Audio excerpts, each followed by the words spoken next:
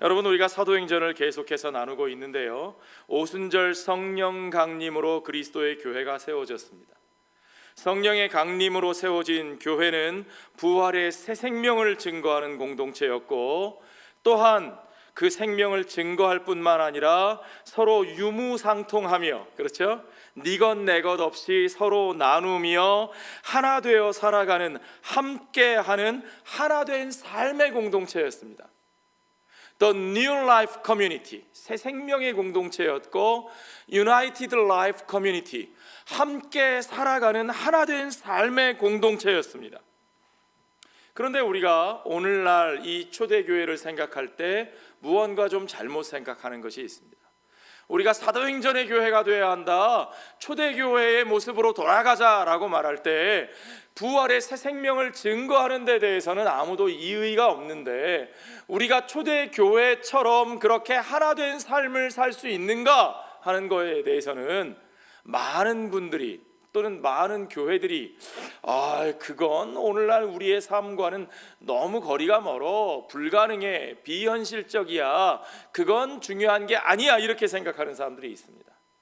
왜 그렇게 생각하느냐? 많은 분들이 그렇게 생각하는 이유 가운데 두 가지 오해가 있는데요, 초대교회의 공동체를 바라보는 두 가지 오해를 좀 여러분과 먼저 확인하고 오늘 말씀을 나누기 원합니다. 첫 번째 오해는 뭐냐면, 초대교회의 하나된 유무상통의 공동체가 개인의 소유를 부정하는 공산주의 사회와 같은 사회주의적인 공동체였다라고 하는 생각이라는 거죠. 결코 그렇지 않다는 사실을 제가 이미 여러분들과 말씀을 나누었습니다. 사도행전 5장에 나오는 아나니아와 삽비라의 얘기가 나오죠. 그들이 땅 판 돈을 숨기고 다 바친 척 했다가 그만 목숨을 잃고 말았는데, 그때 그들에게 사도가 하는 말을 한번 보십시오. 땅이 그대로 있을 때에는 네 땅이 아니며 판 후에도 네 마음대로 할 수가 없더냐? 어찌하여 이 일을 내 마음에 두었느냐? 사도가 강조하는 것은 It still belong to you, 언제나 네 것이다 라는 거예요. 그러니까 중요한 것은 그들의 개인의 소유를, 오너십을 부정하는 것이 아니고, 그들이 자기의 것을 기꺼이 자발적으로 나누는 자발적인 나눔과 헌신의 공동체였다라는 사실을 우리가 분명히 확인하는 것이 중요합니다. 또 한 가지 오해는 뭐냐 하면, 사도행전의 공동체가 어떻게 그렇게 네 것 내 것 없이 다 내어놓고 하나된 삶을 살 수 있었느냐? 그들은 주님의 재림이 당장 곧 이루어질 것이다 라고 믿는 극단적인 종말론 공동체였기 때문에, 그래서 모든 소유와 생업을 다 포기하고 함께 내어놓고 살 수 있었다라고 생각하는 경향이 있다는 거죠. 물론 초대교회는 예수님이 다시 오심을, 재림을 기다리는 종말론적인 공동체였습니다. 그것은 그들만이 아니라 오늘 우리들도 마찬가지입니다. 그러나 그들이 극단적인 종말론적인 이 열광주의적인 공동체였나, 오늘날에도 그런 이단들이 예수님 곧 오실 거니까 모든 삶이 다 필요 없고 재산도 다 포기하고 내려놓고 다 바치고 같이 모여서 아무 일도 하지 말고 주님만 기다려라, 그런 식의 공동체였나? 아니요. 여러분, 지지난주에 우리가 데살로니가 전후서를 읽었는데, 그 가운데 데살로니가 전서에서는 바울이 예수님의 다시 오심, 그로 말미암아 우리가 몸의 부활을 맞이할 것에 대해서 분명히 강조하면서, 데살로니가 후서에서는 바울이 뭐라고 말하느냐? 주님의 다시 오신다고 하는 것 때문에 두려워서 아무것도 하지 못하고 그냥 모든 삶을 내팽개치고 그렇게 살아서는 안 된다는 거죠. 어떤 사람은 주의 다시 오심이, 부활이 이미 지나갔다고 말하기도 하고, 어떤 사람은 주님이 다시 오시니까 모든 삶이 다 필요 없다고 말하기도 하지만, 그러나 너희는 주의 날이 이르렀다고 해서 쉽게 마음이 흔들리거나 두려워하거나 하지 말아야 한다. 이것이 사도 바울의 권면이었습니다. 그것이 사도들의 가장 중요한 가르침 중에 하나였습니다. 주님의 재림이 분명히 있지만 그때까지 우리가 이 땅의 삶 가운데서 인내하며 환난과 고난을 견디며 살아야 하고, 마지막 때에 하나님을 대적하는 자 적그리스도가 일어나 큰 환난이 일어나기까지 교회는 이 땅에서 환난을 견디면서 이루어 가야 할 사명이 있다는 거죠. 우리는 그 사명을 감당하면서 이 땅에 주께서 주신 삶을 성실하게 살아나가는 공동체가 되어야 한다는 겁니다. 그게 복음의 원리예요. 초대교회도 분명히 그 믿음을 가지고 있었습니다. 그러면 그들은 도대체 어떻게 하나의 공동체를 이루어서 정말 말 그대로 네 것 내 것 없이 유무상통하면서 함께 살 수 있었는가? 그 진짜 이유가 뭐냐? 그 진짜 이유가 무슨 그들이 극단적인 종말론자들이었기 때문이거나 무슨 그들이 무슨 개인의 소유를 다 부정하는 공산주의 사회였기 때문이 아니라 중요한 것은 뭐냐 하면 그리스도 안에서 그들 모두가 한 가족으로 one family 우리가 하나님의 집에 권속 즉 하나님의 가족이 되었고 그 하나님이 아버지 되시는 가족 안에서 우리가 한 식구로 부르심을 받았다라는 사실인 거죠. 그래서 신약 성경의 여러 곳에서 하나님의 집 오이코스테우 하나님의 집 하나님의 집의 식구들 그런 표현을 여러 번 사용합니다. 우리가 하나님의 자녀로 한 식구로 부르심을 받았다는 거예요. 초대교회 공동체는 세례를 주는 공동체였고 성찬을 나누는 공동체였는데 세례와 성찬의 공동체, 세례와 성찬이 가지는 의미가 바로 그겁니다. 모든 족속에게 가서 그들에게 아버지와 아들과 성령의 이름으로 세례를 베풀어라. 세례란 무엇이냐? 아버지와 아들과 성령의 이름으로 그들과 우리가 한 식구 되었음을 확인하고 받아들이는 거예요. 받아들이는 겁니다. 그렇게 세례받은 공동체, 세례받은 사람들은 이제 한 식구이기 때문에 한 테이블 앞에 서는 거죠. 한 식탁에 서는 거예요. 성천을 나누는 거예요. 함께 먹고 함께 마시는 겁니다. 그 먹고 마시는 것이 무엇이냐? 그리스도의 몸이요 그리스도의 피를 먹고 마심으로 우리의 생명이 새로워지고 우리가 새 생명을 살고 그리스도의 생명을 누리고 우리가 새로운 삶, 하나 된 삶을 산다는 거죠. 말 그대로 한 피바다 한 몸 이룬 형제여 자매로 한 식구로 밥상 공동체로 살아간다는 거예요. 그것이 우리가 교회로 부르심을 받았다는 것의 의미입니다. 그것이 복음을 증거하는 과정입니다. 그렇게 세워진 그리스도의 교회이기 때문에 그들은 각자 내 살붙이 내 식구로 여겨서 그러니까 서로의 필요가 남의 필요가 아니라 나의 필요로 여겨지는 것이 당연하고요. 그러니까 네 것 내 것 자기 것으로 주장하지 않고 서로의 필요를 채워주는 것이고 그 속에 나타난 결과가 뭡니까? 신명기에 나타난 언약 백성의 삶의 모습, 신명기적 언약의 그 성취된 결과들, 그 가운데 그들 중에 가난한 자가 없었다 하는, 그들 중에 필요가 부족하여 삶을 견뎌내지 못하는 자가 없었다 하는 그 놀라운 하나님의 역사가 그들 가운데 이루어졌다는 거죠. 자, 그러면 여러분 어떻습니까? 야, 그런 공동체는 아무 문제가 없겠네. 와, 대단하다. 그런데 우리들은 뭐지?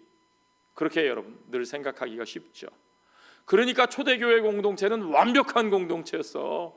아, 우리는 이게 뭐야? 오늘날의 교회는 문제투성이야. 아니요, 여러분, 그렇지 않습니다. 초대교회에는 문제가 없었느냐? 아니요, 그들에게도 문제는 있었습니다. 그들에게 언제부터 문제가 있었느냐? 시간이 한참 지나서 복음이 퇴색하고 변질되니까 문제가 생겼느냐? 아니요. 그들이 아직도 성령 받고 세워진 지 얼마 안 됐을 때부터 그 교회의 초창기부터 그들 속에서도 문제가 있었어요, 여러분. 지상의 교회는 언제나 부족하고 완전하지 않고 문제가 있게 마련입니다.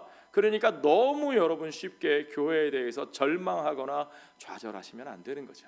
그렇죠? 예루살렘에 처음 세워진 이 교회는 기본적으로 유대인들의 공동체였습니다. 인종적으로는 그들이 한 혈통을 가진 유대인들이었죠.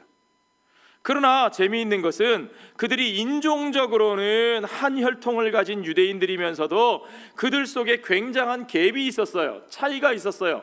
문화적인 갭이 있었고 언어적인 갭이 있었습니다. 마치 누구하고 똑같습니까?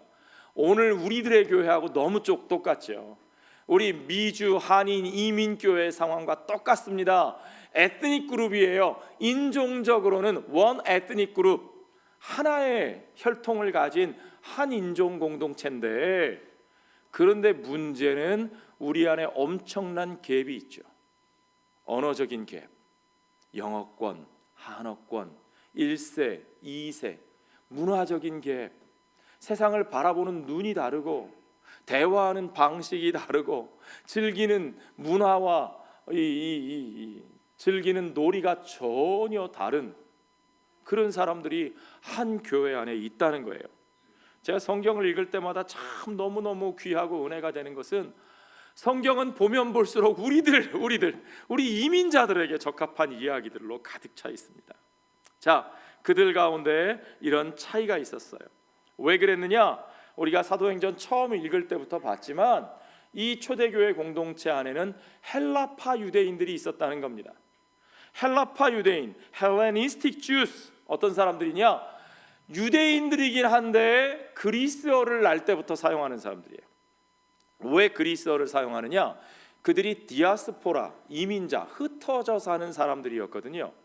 온 지중해 연안에 여러 나라들에 흩어져 살다가, 그렇죠? 기억나세요? 오순절 성령 강림의 역사가 있을 때 사도들이 그 성령 강림을 따라 방언의 역사, 온 나라 말로 하나님의 놀라운 일, 하나님의 크신 일을 증거할 때에 그 이야기가 자기들 난 곳 방언으로 들었던 사람들, 그 사람들이 바데와 메데와 애굽과 리비아와 뭐 별의별 데서 다 모인 사람들, 유대인이기는 했지만 언어가 다르고 문화가 다른 사람들, 그들이 그 복음의 역사를 보고 듣고 교회 가운데 들어왔다는 거죠. 그들이 어떻게 다 예루살렘에 있었을까? 그들 가운데 상당수는요, 디아스포라, 이민자로 살다가 자식 다 키워놓고 삶의 이제 노년기에 들어서 조국을 찾아 돌아온 사람들이 많습니다. 와, 내가 이제는 하나님의 성전 가까이에 살면서 내 노후를 보내야지, 그렇게 돌아온 유대인들이 많이 있었어요. 그런데 돌아오긴 했지만 그들이 여전히 히브리 말을 잘 모르고 아람어를 잘 모르고 헬라어를 사용하는 데 익숙한 사람이기 때문에 예루살렘에는 이미 그들끼리 모여서 예배드리는 그들만을 위한 회당이 세워져 있을 정도로 그 사람들이 많이 있었습니다. 또 어떤 사람들은요, 유대인의 절기를 맞아서, 명절을 맞아서 특별히 성지순례하는 거죠. 성전을 찾아 예배하기 위해서 먼 곳에서 평생에 한 번 또는 두 번 작정하고 방문을 했다가 그때 그 놀라운 역사를 보고 복음을 듣고 거기에 눌러앉아 그냥 정착한 사람들도 있어요. 그러니까 이들이 얼마나 다른 문화와 언어적인 차이를 가진 사람들입니까? 오늘 우리들보다 오히려 더 힘들지도 몰라요. 우리는 우리가 낳은 자녀들, 우리가 어차피 같이 살던 사람들인데 그들은 전혀 이질적인 집단들입니다. 히브리파 유대인이라고 되어 있는 사람들, 이 사람들은 원래 예루살렘과 유대 지역에 있던 토박이들이에요. 초대교회의 중심이 된 12사도들은 갈릴리 사람들이에요. 갈릴리 사람들은 주로 북방의 시리아 방언의 영향을 받은 에라마익, 아람어를 사용했고요. 대부분의 유대인들이 당시 아람어를 사용했고, 예수님의 마더텅, 버벌 랭귀지도 예수님의 사용하신 언어도 아람어였어요. 아람어. 히브리어와 비슷하지만 시리아 방언의 영향이 강하게 들어와 있는 말. 또 어떤 사람들, 특별히 정통 유대인에 가까울수록 사두개인들이나 제사장들은 모세의 율법이 쓰여진 히브리 말을 그대로 고수하고 있었을 거고요. 어쨌든 그들은 거기에 토착민들이었습니다. 그곳에 땅을 가지고 집을 가지고 살고 있었던 토착민들이었고, 헬라파 유대인들은 그렇지 못한 사람들이었어요. 이 사람들이 갑자기 교회에 몰려듭니다. 오늘 본문의 1절을 보십시오. 그때의 제자가 더 많아졌는데, 얼마나 더 많아졌어요?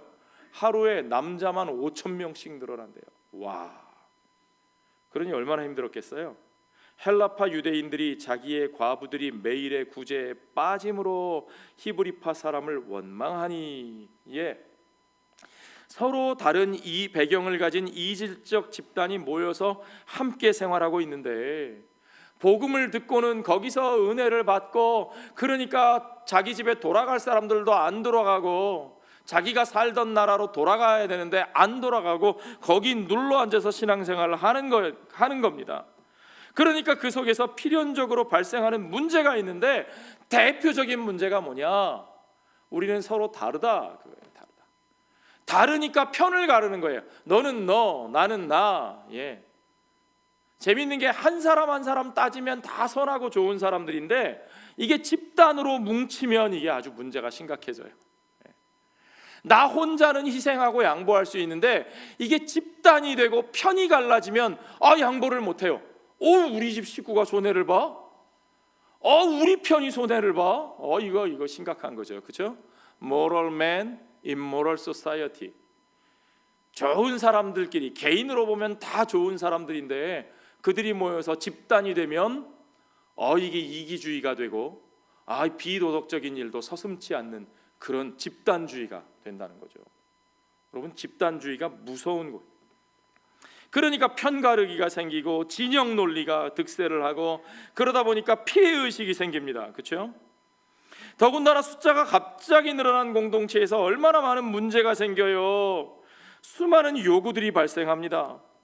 또 새로운 공동체에 막 은혜 받고 놀라운 역사가 일어나니까 거기에서 막 기대가 커져 있다가, 기대가 크니까 무엇도 커요? 실망도 크죠. 그러니까 원망하고 불평하는 소리가 막 쏟아져 나옵니다. 그 속에서 자연스럽게 교회의 분열의 조짐이 드러나기 시작하는 거예요. 분열하는. 중요한 것은 이런 문제가 드러났다는 사실 자체가 아닙니다. 문제가 생기면 이 교회도 별 수 없군, 이제 또 새로운 교회를 찾아봐야 되겠어, 참 조용하게 신앙생활하기 힘드네. 우리 이민사회에 그런 분들 참 많죠. 이민교회의 특징을 어떤 분이 한마디로 정의하는데 그러시더라고요.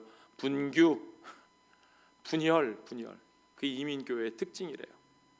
어떤 분들은 교회, 조용한 교회 찾아다니다가 그 교회에서 문제가 생기면 이제 여기도 안 되겠다, 또 옮기자. 그렇게 피난 다니는 피난민, 난민, 레퓨지 교인들이 얼마나 많은지 모른대요. 그렇게 피난을 몇 번 다니다가 보면 어디에도 보면 편안한 곳이 없거든요. 그러니까 그 다음에는 이 피난민 교인이 뭐가 돼요? 그 다음에는 가나안 교인이 돼요. 가나안 교인이 뭔 줄 아세요? 가나안을 거꾸로 하면 안 나가. 교회 안 나가는 교인이 되는 거예요. 그러다가 우리 이민사회에 가나안 교인이 얼마나 많은지 모릅니다. 그런데요, 문제는요, 문제가 없는 교회는 없다니까요. 문제는 문제가 드러나는 것이 문제가 아니라 드러난 문제를 어떻게 대처하느냐 하는 게 그게 중요한 거죠. 그게 중요한 거예요. 그게 달라야 돼요. 문제에 대한 대처 방식이 어떠한가, 그것이 정말 복음에 합당한가, 복음을 믿는 사람들, 복음을 믿는 공동체다운 방식으로 그 문제에 대처하고 그 문제를 해결하는가, 그게 중요한 거죠. 그 방식을 통해서 그들이 복음을 믿는 사람들인가 전혀 믿지 않는 사람들인가 하는 게 달라지는 거예요. 그게 확인되는 거예요. 자, 문제가 생겼을 때 제일 중요한 건 뭐냐면, 문제의 시시비비를 따지는 데만 집중하면 안 된다는 사실입니다. 물론 오해는 마십시오. 그러면 시시비비 따지지 말고 옳은 일 그른 일 다 덮어두고 쉬쉬하고 은혜로 해, 은혜로 이리고는 불의를 묵인하는 것이 옳은 것인가? 아니요, 그런 건 은혜 아니에요. 은혜를 그런 데다 갖다 붙이시면 안 됩니다. 물론 잘못한 것을 바로 잡고 누군가 피해를 입었을 때 그 피해를 회복시켜주고 올바르게 행하는 게 중요합니다. 그러나 문제는 뭐냐 하면, 그냥 문제에만 몰두하고 문제 자체에만 집중하면 가장 중요한 것을 놓치게 된다는 거예요. 가장 중요한 것이 무엇입니까? 우리가 교회로 모이게 되는, 교회가 이 땅에 존재하는 가장 중요한 이유를 놓치면 안 된다는 거예요. 사도들은 그러한 상황과 문제가 발생한 원인도 외면하지 않았습니다. 그걸 바로잡기 위해 애썼어요. 그러나 무엇보다도 그들이 먼저 먼저 초점을 맞춘 것은 뭐냐면 이 공동체가 존재하는 이유가 무엇이고 그 존재의 이유를 바로 세우기 위해서 가장 중요하고 힘써야 될 일이 무엇인지를 그걸 먼저 확인하는 거예요. 그래야만 근본적인 해결이 되는 겁니다. 문제 자체에만 몰두하면 문제에 그냥 빠져버리고 문제 속에서 허우적거리지 문제가 우리를 컨트롤하지 우리가 문제를 컨트롤할 수 없게 되는 거예요, 여러분. 더 근본적인 해결 방법을 찾아야 되죠. 그건 뭐냐면 우리가 누구인가, 우리는 무엇을 위해 여기에 존재하는가 하는 근본적인 미션, 사명을 확인하는 거예요. 오늘 본문의 2절을 보십시오. 12사도가 모든 제자를 불러 이르되 우리가 하나님의 말씀을 제쳐놓고 접대를 일삼는 것이 마땅하지 아니하다 그랬어요. 접대를 일삼는 것이 마땅치 아니하다. NIV 성경에는 It would not be right for us to neglect the ministry of the word of God in order to wait on tables. 그렇게 돼 있어요. In order to wait on table. 테이블을, 식탁을 기다리기 위하여, 이게 좀 애매하게 번역이 되어 있는데요, ESV 성경이 좀 더 분명하게 번역이 되어 있습니다. It is not like that we should give up preaching the word of God to serve tables. 우리가 이 식탁을 섬기기 위하여 하나님의 말씀 선포하는 것을 포기하는 것이 결코 옳지 아니하다. 그건 바른 일이 아니다 라고 말하고 있습니다. 식탁을 섬기는 것, 사람들을 먹이는 것, 그것이 정말 안 중요한 거냐? 아니요. 그건 중요한 겁니다. 교회에서 식탁을 나누고 식탁을 위하여 섬기는 것, 그 나눔을 위하여 섬기는 일은 굉장히 중요한 일입니다. 더군다나 여러분 생각해 보십시오. 평생을 이민자로 살다가 본국으로 돌아온 사람들이 있어요. 특별히 그 가운데서 의지할 가족조차도 없는 과부들을 교회가 먹이고 챙기고 부양하는 것, 이게 얼마나 중요한 일입니까? 그렇죠, 여러분? 신약과 구약을 통틀어서 고아와 과부와 나그네를 돌보고 그들을 억울하게 하지 않는 일, 이건 하나님의 백성들에게 하나님 나라의 가치를 드러내는 아주 중요한 삶의 원리입니다.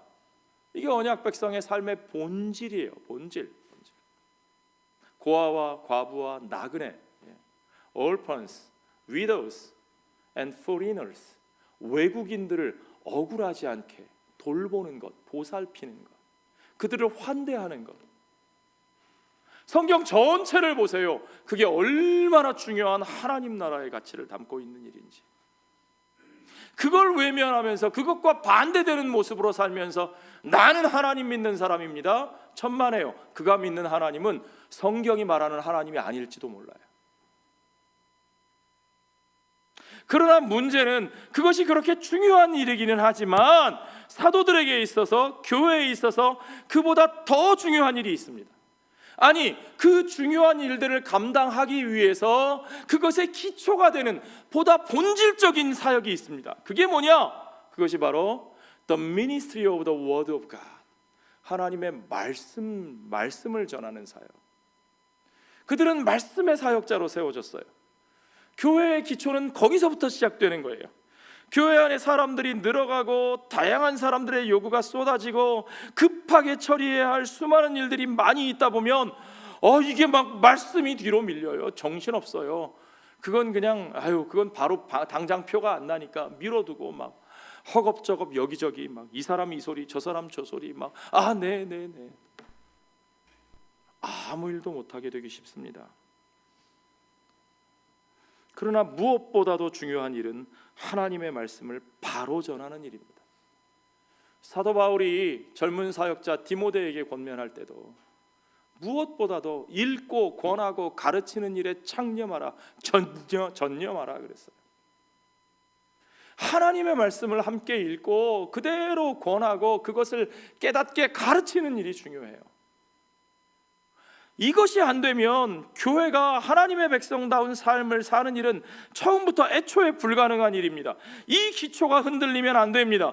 교회의 복음의 사역과 우리의 삶의 모든 자리에서, 교회 사역만 그런 게 아니고 우리 삶의 모든 자리에서 이 말씀과 기도의 기초가 세워지지 않으면 아무 문제도 해결할 수 없어요, 여러분.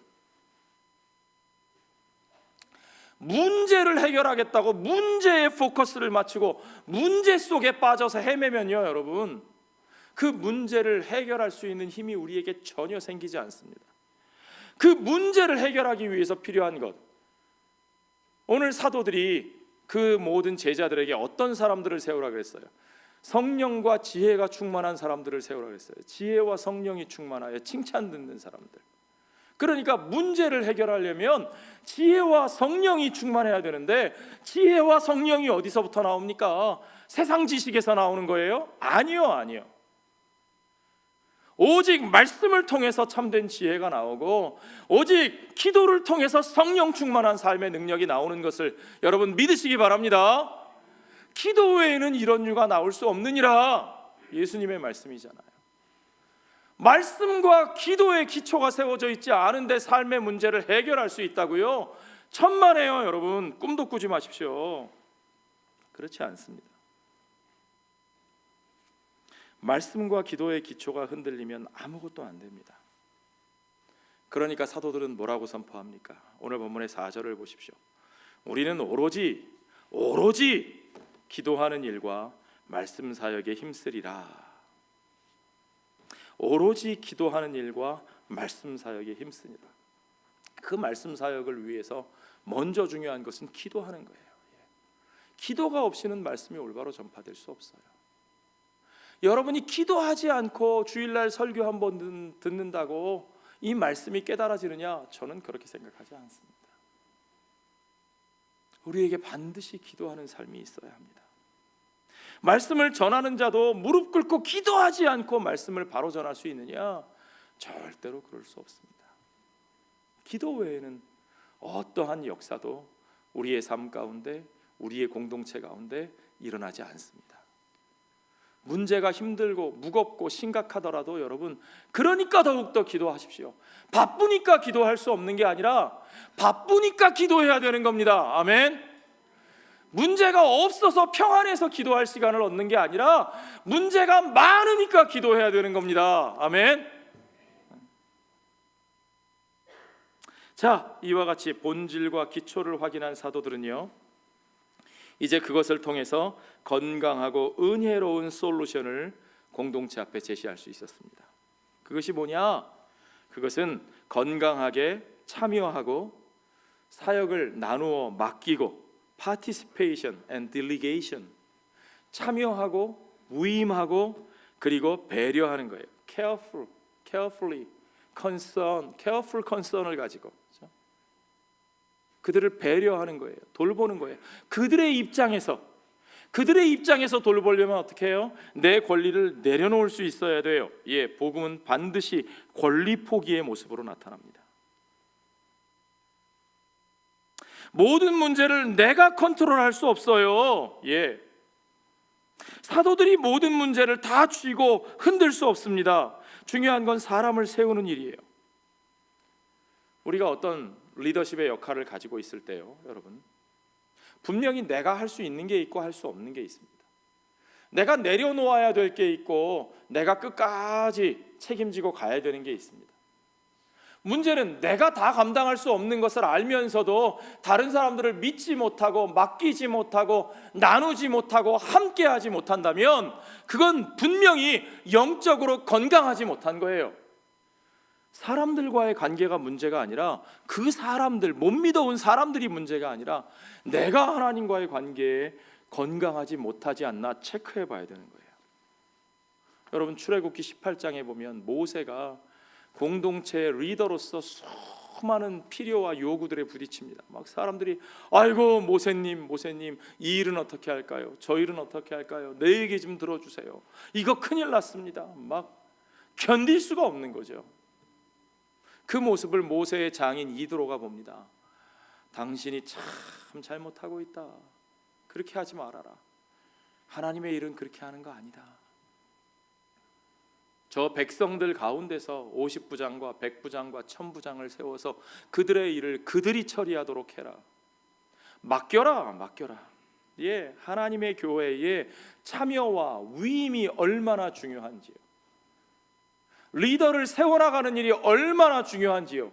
그래서 우리에게 소그룹이 필요하고요. 그 소그룹 안에서 다 돌볼 수 없는 것들을 소그룹이 돌보고요. 그 소그룹을 돌보는 리더들이 여러분 가운데서 세워져야 합니다. 교역자들이 다 하는 거 아니에요. 저는 우리 교회 모습 가운데 그러한 아름다운 공동체가 세워지기를 원합니다. 여러분들 가운데서 건강한 리더가 점점 더 많이 세워지시기를 소원합니다. 오늘 본문의 3절을 보십시오. 형제들아, 누구 가운데서? 너희 가운데서. 내가 어디 가서 저 좋은 신학교에 가서 잘 사역된 사람들 데리고 올게 그랬어요? 아니에요.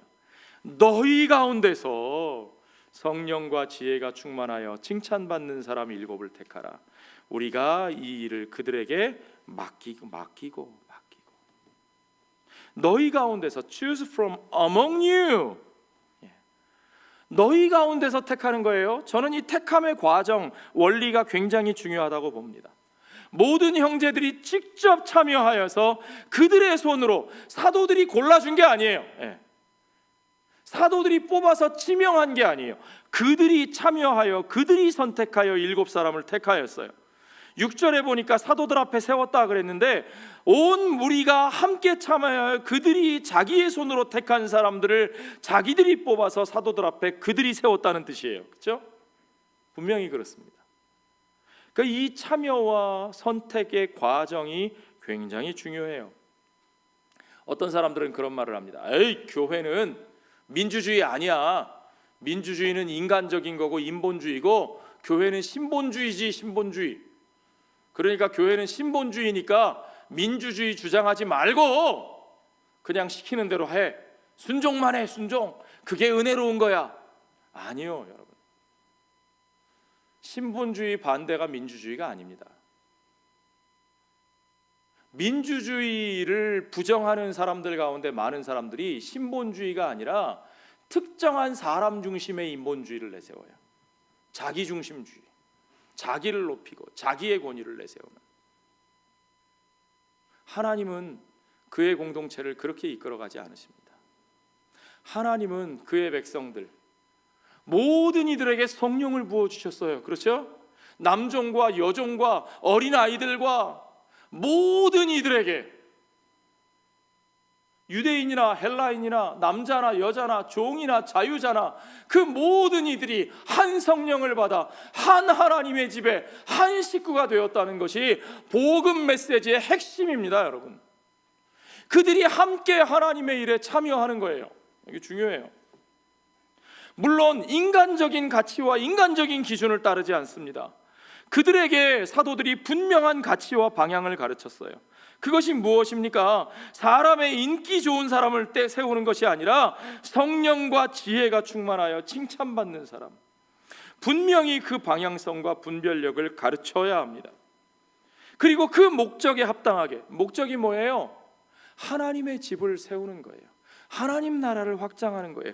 복음의 사역을 돕는 일이에요. 그 목적에 합당한 사람이 세워지는 겁니다. 무엇을 통해서요? 성령 받은 성도들이 함께 참여하고 함께 함으로써 그 건강한 과정을 통해서 교회가 세워지는 거예요. 은혜 충만하고 성령 충만한 교회는 운영하는 과정도 건강하게 세워지는 것을 여러분 믿으시기 바랍니다. 5절에 보십시오. 온 무리가 이 말을 기뻐하여. 믿음과 성령이 충만한 사람, 이름을 하나씩 볼까요? 스데반과 또 빌립과 브로고로와 니가노르와 디몬과 바메나와 유대교에 입교했던 안디옥 사람 누구요? 니골라. 예전에 주일학교에서는요 저도 열심히 외웠어요. 12 제자의 이름, 7 집사의 이름 맨날 외워가지고 주일학교에 성경 시험 보고 여러분 못 외우셔도 괜찮은데 이 이름들이 가진 특징을 좀 살펴보십시오. 스테반, 우리말 성경에 스테반 그랬는데 영어로는 우리가 아는 스티븐. 제가 참 영어 잘 모를 때 STEPHEN 이걸 어떻게 읽지? 스테펜? 스티븐. 스테반이에요. 그러나 이 라틴어권이나 헬라어권에서는 스테파누스 그럽니다. 스테파누스. 필립. 우리 교회 장로님이 사용하시는 이름이기도 한데 필립. 브로고노, 니가노르, 디몬, 바멘나, 니골라. 이런 이름의 특징이 뭔 줄 아세요? 이게 다 헬라식, 헬레니스틱 네임이라는 거예요. 그릭 네임이에요. 이게 유대교 이름, 유대인들의 이름이 아니에요. 구약 성경에 이런 이름 나오나 찾아보세요. 안 나와요. 이게 다 헬라어식 이름이에요. 그릭. 이게 얼마나 놀라운 일입니까, 여러분? 심지어 그 가운데는 이방인 가운데서 개종한 이방인 출신의 개종자도 들어있어요. 니골라. 이 교회는 예루살렘에 세워져 있는 교회입니다. 지금 분명하게. 그 교회의 많은 부분을 사실은 재정적인 부분이나 기여를 누가 하고 있을 것이냐? 분명히 예루살렘에 뿌리 내리고 기반이 있는 사람들이 기여하고 있을 거예요. 분명히. 그들이 땅도 더 많이 가지고 있을 거고 그들이 재산도 많이 바쳤을 거고요. 그러니까 교회를 운영하는 데 있어서도 요즘 많은 사람들이 자기의 지분과 권리를 이야기하는 사람들이 있습니다. 분쟁이 있고 시끄러운 교회들 한번 가보세요, 여러분. 사람들이 다 자기를 내세우며 싸우는데 뭐라 그러냐면 내가 이 교회 건축할 때 얼마 냈는 줄 알아? 당신 얼마 냈어? 못 냈으면 조용히 있어. 내가 이 교회를 세울 때부터 어떻게 해왔는 줄 알아? 지분과 권리를 주장하는 사람들이 얼마나 많은지 몰라요. 그래서 교회들이 시끄러워지고 그래서 교회가 쪼개지는 일들이 우리는 이민교회에서 수없이 봐왔습니다. 그러나 성령 받은 그리스도의 교회는 그와 같이 행하지 않습니다. 성령 받은 그리스도의 교회는 편협한 이기주의와 내 권리와 진영 논리에 빠지지 않고 나와 다른 이들을 하나님의 집에 한 식구로 받아들이기 위하여서 그들을 먼저 배려하는 성숙한 믿음을 드러냅니다. 우리 같은 경우는 아무리 생각해봐야 뭐 자기 지분과 권리를 내세워서 우리가 다 할 테니까 너희는 따라오기만 해. 그것까지는 아니더라도 그래 너희들도 우리가 존중을 해줘야 되겠지. 자 그러면 자 좋아 우리 합리적으로 합시다. 50-50 50대 50 그럼 됐지. 그거 50 넘어섰어. 안돼 그러면 안돼. 아니요. 초대교회 공동체는 그렇게 하지 않았습니다. 권리를 주장할 수 있는 사람들이, 더 많은 것을 가진 사람들이, 그들이 오히려 그 모든 것을 내려놓고 오히려 그 원망하던 이들 가운데서, 그 상처와 피해의식을 가지고 있던 그 사람들 가운데서, 그들 가운데서 리더, 섬기는 자, 디아코노스 그랬는데 사실 이건요 무슨 어떤 대단한 무슨 무슨 직분, 높은 자리를 뜻하는 말이 아니고 원래는 to serve the table, 식탁을 섬기는 자, 서브하는 거예요. 디아코니아, 그게 섬김이고 그 디아코니아, 섬기는 사람이 그 사람이 디아코노스, 집사예요. 집사, 섬기는 자, 디콘. 섬기는 자로 세우심을 받았습니다. 누구를 섬기는 자로 세웠느냐? 그렇게 오히려 원망하고 피해를 받고 소외되기 쉬운 사람들, 마이너리티, 기반이 없는 사람들, 바깥에서 들어온 사람들, 주장할 것이 없는 사람들, 그들 가운데 그들을 섬기는 자로 세워 그들 중심으로 공동체를 이끌어 나가게 했다. 요즘 방송에 잘 나오는 이야기 중에 Great, stupid 그럽니다. 이러한 그들의 선택은 Great입니까? Stupid입니까? Great. 이것이 바로 Great Community입니다. 이게 바로 위대한 공동체예요. 우리 집단의 힘을 과시하면서 우리의 이익을 관철하는 것이 그게 Great America 그거 아니고요. 위대한 공동체는 바로 이와 같은 놀라운 복음적인 선택을 하는 것이 Great 공동체의 모습인 것을 여러분 믿으시기 바랍니다. 오늘 본문의 마지막 절을 보십시오. 하나님의 말씀이 점점 왕성하여 사도들은 말씀에 전념하고요, 또 그 말씀의 원리를 따라 성도들 가운데 세워진 그들의 일꾼들이 말씀을 따라 섬기며 봉사하고요, 그러니까 그 말씀이 그들의 입에서만 도는 게 아니라, 머리에만 있는 게 아니라 그들의 삶의 원리 속에 녹아져서, 그래서 더욱더 자기의 권리를 내려놓고 약한 자를 세워주고 배려하고, 그래서 서로 다른 이들이 그 벽을 허물고 점점 더 하나가 되어서 하나님의 나라가 확장되어 가는 역사, 말씀이 왕성하여지면서 하나님의 나라가 확장되어 가는 역사, 그것이 복음의 역사입니다. 그러니까 예루살렘에 있는 제자의 수가 더 심히 많아지고, 이제는 누구까지요? 그들을 핍박하고 죽이려고 하던 허다한 제사장의 무리도 이 도에 복종하더라 그랬어요. 이 도에 복종하더라. 이 도가 뭡니까? 이 NIV 성경에는 그냥 the faith, 그 믿음이라고 번역했는데, 사실은 더 의미를 드러내서 번역하면 this way라고 번역하는 것이 맞습니다. way, 길이죠, 길. this way, 이 길. 무슨 길입니까? 이 복음의 새 생명을 따라 사는 길. 주께서, 주의 사자가 감옥에 갇힌 사도들에게 그들을 끄집어내주면서 뭐라고 말씀하셨어요? 이 생명의 말씀을 전하라. 이 생명에 대한 말씀을 전하라. 한마디로 이 새로운 생명, 부활의 생명을 증거하라 그랬어요. 이 도가 무엇이냐? 이 부활의 생명을 따라 사는 삶, 바로 그 길에 복종하였더라. 그 부활의 새 생명을 살아내는 바로 그 삶의 길, 그것이 복음 사역의 본질입니다. 그들은 그것을 그들이 전하는 말씀을 통하여, 또한 그들의 공동체를 운영하는 과정을 통하여, 그들의 삶 자체를 통하여 그것을 증거하였습니다. 그것을 보여주었습니다. 그들의 삶 자체가 그 모든 이들에게 하나님의 말씀의 텍스트가 되어서 복음으로 읽어진 거예요. 그 복음 사역의 본질을 회복할 때 우리 앞에 놓여 있는 수많은 장벽들이 무너지고, 그 장벽을 뛰어넘어서 하나님의 나라가 확장되어지는 겁니다. 여러분, 그 복음의 역사가 어떻게 확장되어지는지 앞으로 우리가 사도행전에서 계속 보게 될 거예요.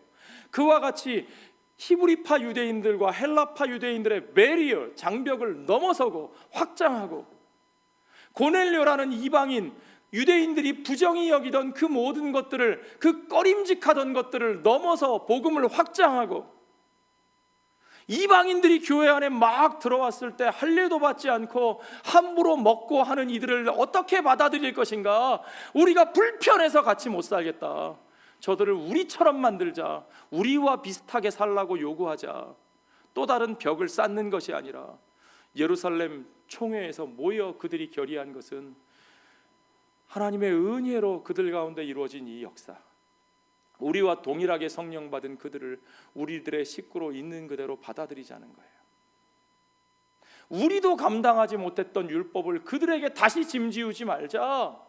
그들에게 오직 믿음 외에, 믿음으로 사는 것 외에 다른 짐을 지우지 말자.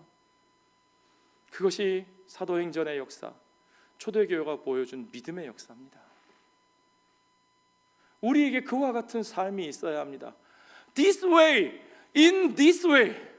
우리가 이 도에 복종하는 사람들이 맞습니까? 그렇게 율법을 따지고 그렇게 성전에 대한 자기들의 기득권을 주장하던 제사장들마저 이 복음의 도에 복종하여 하나님의 집의 식구들로 나아오고, 그 모든 사람들과 하나 되는 역사, 그 놀라운 역사가 이루어졌습니다. 오늘 우리들의 삶, 우리들의 공동체는 어떤 삶의 길을 따르고 있습니까? 어떤 웨이를 따르고 있습니까? 우리들에게 이 복음의 새로운 생명의 삶의 방식이, 이 복음을 따라 사는 삶의 길이 열리고, 저와 여러분이 그 길을 따라 걸어가는 우리들의 삶, 우리들의 공동체가 되기를, 우리에게 그 길을 열어주신 길이요 진리요 생명 되시는 우리 주 예수 그리스도의 이름으로 축원합니다. 기도하겠습니다. 아버지 하나님, 감사합니다. 우리가 온전히 이 복음의 본질 앞에서 참으로 우리 앞에 있는 장벽을 이 복음의 원리를 따라, 이 방식을 따라, 이 길을 따라 우리가 넘어서게 하여 주시고, 하나님 나라의 가치와 반대되는 편가르기와 우리의 이기주의와 나를 높이고 내 밑에 두려고 하는 생각들 버리게 하여 주시고, 그저 편한 사람들끼리 우리들의 집단을 철옹성처럼 쌓아서 그것을 통해서 우리만 높아지기를 소원하는, 참으로 하나님의 구원의 역사와 반대되는 길을 걸어가는 교회가 되지 않게 하여 주시고, 오직 열방 가운데 빛으로 보내심을 받아 온 열방 가운데서 하나님의 자녀들을 부르시는 주님 앞에 우리가 그들을 초대하고 품어 안고 그들과 함께 하나 되어 불편함을 이겨내며 그들과 함께 사는 놀라운 부활의 생명을 그들과 함께 살아가는 그 하나님의 방식에 복종하는 복음의 삶의 역사가 오늘 우리들 가운데, 우리 교회 가운데 일어나게 하여 주시옵소서. 모든 것을 주께 감사드리며 예수님 거룩하신 이름 받들어 기도하옵나이다. 아멘.